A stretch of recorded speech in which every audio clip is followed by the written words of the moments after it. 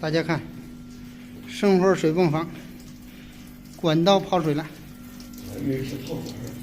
这儿修了一个窟窿，看泡的挺厉害的，没有打压还这么冲呢。如果打上压更不行了。所以这个怎么修复呢？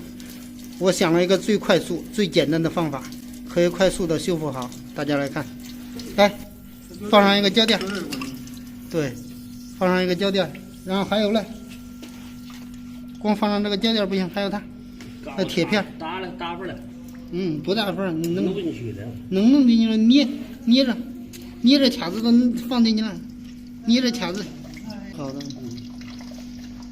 铁片对，把那个铁片，然后铁片夹住，可以夹住这个硅胶垫，对，行了，够小啊，你看是正中间吗？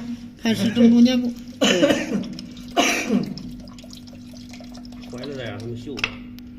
对，这样3分钟搞定。买点这玩意儿，咱们这这玩意儿真着急。几毛钱一个。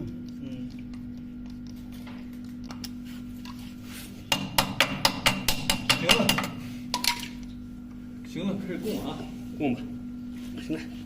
行了，OK 了，3分钟搞定，好了，已经开水了，4个压了，已经打了4个压力了。来看没事儿，怎么样？这个方法特别实用，特别简单。好了，谢谢大家的观看，再见。